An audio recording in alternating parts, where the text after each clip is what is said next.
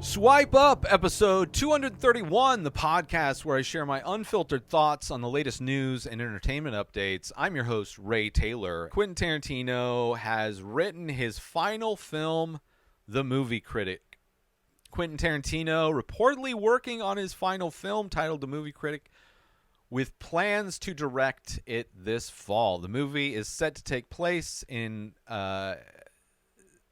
set in late 1970s Los Angeles, which is cool. It'll be cool to see another kind of period piece in LA from him. And has a female lead, which is great to see. Not since, I believe, probably Jackie Brown has there been a female lead in a Tarantino film. It's thought... or its female lead, those specific details are being kept under wraps, obviously, as I'm sure he would want. The story may focus, people have speculated, on Pauline Kael, a highly influential movie critic and consultant for Paramount in the late 1970s. The project is currently without a studio home and could be shopped around to buyers soon, with Sony as a potential frontrunner. Due to their prior working relationship, it would make sense, since the majority of the other studios are owned by Disney, and I can't imagine Disney wanting to fund a Tarantino film. Sony seems like a good spot for it. Tarantino has long maintained that he wanted to direct only 10 films or retire by the time he was 60, which he will turn later this month, turning 60 later this month. So he will be able to do both, retire at 60 and direct his final film, which will not be the sequel to Kill Bill. However, would not be surprised if he produces. Would not be surprised at all if he produces, because he's not going to leave the film industry. He might still, he might even come back and do more films, but I wouldn't be surprised if he writes more films, produces more films, does TV, maybe a mini-series. Like, saying that he's only going to do 10 films, that's one thing. There's a lot of ways to tell stories in this industry. So, I don't think this will be the last time he's involved with storytelling in any way. He has also expressed a concern about directors becoming, quote, out of touch, which I agree with 100%. As they age, and has deep respect for his filmography. I think Scorsese is out of touch. I did not like The Irishman. It made no sense why he cast old-ass actors and then did a horrible job at de-aging them. It was just it was very difficult to watch. Also, Spielberg and The Fabelmans, you want to talk about a piece of film masturbation, is the story of a privileged kid getting everything he wants, following his dreams of becoming a director with highly supportive parents and being given every necessity and having very little to no hurdles or obstacles. It is not a good movie at all. And I agree with this. I've said this many times about directors, that people kind of age out. You see this in every art form. There's a lot of stand-up comedians, these rich stand-up comedians that are just so out of touch. There's an age and a financial status that people in creative industries reach, where they just no longer exist in the same reality as everybody else, and yet still try to tell stories or connect with, create artistic products that are supposedly able to relate to everybody else, despite the fact it's like they moved to Mars and they're trying to make stories about how the world is existing after not having been here for 20 years, So I 100% agree with Tarantino saying that directors get out of touch. Tarantino is known for his modern take on throwaway genres and has won 2 Oscars for Best Writing and being nominated for Best Directing and Best Picture. He's never won a Best Picture, I don't think. That's crazy. No, he has won 2 Oscars for Best Writing and... No, only been nominated for Best Directing and Best Picture. That's horrible. So only writing Oscars. Man.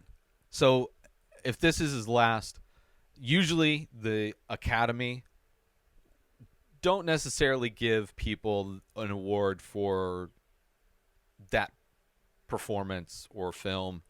They usually will give people, like you look at Denzel Washington winning for Training Day. In his filmography, not the most Academy deserving film that he's been in. And I would, same thing with Will Smith getting it for King Ralph. He was, in my opinion, the worst part of that movie, which I really enjoyed that movie. But Will Smith, not a good actor generally. Maybe Ali, I think, is the one, kind of the consensus film that he should have won for. But it's pretty common that directors and actors and people will kind of get a career-based award just because they were in something and they probably should have gotten an award before. So wouldn't be surprised if I was a betting man and people were taking bets on movies winning Best Picture. Would not be surprised if whatever Tarantino, as long as it's decent, which he's only ever made good movies. I mean, his worst movie is better than most people's best. So I wouldn't be surprised if he wins. Just, considering it's his last, this is the one. This is their last chance. It's the last chance for the Academy to honor one of the best directors in film history with an award. Or else they will go down as like not understanding what quality is, right? So despite his retirement from filmmaking, he has expressed interest in other creative outlets such as limited series or plays. Ooh, Tarantino play. That would be interesting. He has a history of attracting highly coveted actors to his films, such as Leonardo DiCaprio, Brad Pitt, Samuel L. Jackson. So interesting to see. I've heard Julia Louis-Dreyfus floated out there as potentially the lead, which would be amazing. Would love that. I love Julia Louis-Dreyfus. I would love to see her in a Tarantino film. Would love that. That would be amazing. I don't think I've seen her in a dramatic, like everything she's in is somewhat comedic. I don't think I've ever seen her in something dramatic. So that would be amazing. Tarantino recently published his first novel, which I've purchased, have not read, based on the Once Upon a Time in Hollywood. I think it's like a prequel. This says it's a novelization of, but I haven't read it yet. So I want to. It's the book that I'd like. If I'm going to get back into reading, this is the book I want to read. I loved Once Upon a Time in Hollywood. Saw it multiple times in the theaters. It is one of my favorite Tarantino. I love what he's been doing with his more recent films, changing history, kind of having a more cathartic ending, some like justice kind of being done in film form for different people, different historical events. So, happy to see what this turns into. Films in the fall, so it'll probably come out next year. Maybe, I don't remember when Once Upon a Time came out. I would imagine towards the end of the year. Maybe it would be towards the summer, but generally, if this is going to be a movie that if he wants to win an award, usually those movies come out later in the year, so they're fresher in the minds of the Academy. But I would imagine 2024 is when we see this movie, which I'm super excited for. One of my favorite directors. He's problematic. He's not a perfect person. He has some issues, which is only a better reason for him to step away and do what he's done. Let those be judged for when they came out in time. Let's not try and keep that style that he was successful with in the past and bringing that to modern time as culture evolves.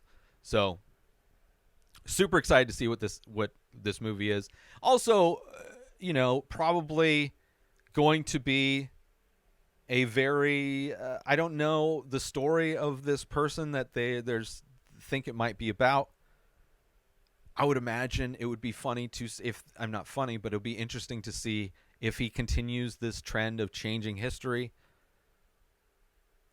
But Also be interesting to see what his thoughts are on Movie Critics, which this movie is going to be about. Yeah, interested to see what that's all about. And I probably should have done some research on that person that is speculated to be the focus. But either way, I'm excited for Tarantino's 10th and final film, and I'm sure I'll love it. Like I love all of his films, but I think his more recent films, like he is just in such a good groove. It's amazing. Anyway, new episodes of The Ray Taylor Show come out every single day. Subscribe on YouTube and everywhere our podcasts are found. Binge the full week over at inspireddisorder.com/plus. Buy Ray Taylor Show merch over at inspireddisorder.com. Have a wonderful day, everybody. Peace out! Today is the day where you wake up and you realize that everything that you've been dreaming about, everything that you've been wanting, every goal and wish and hope that you've ever had can become real. Dreams can come true.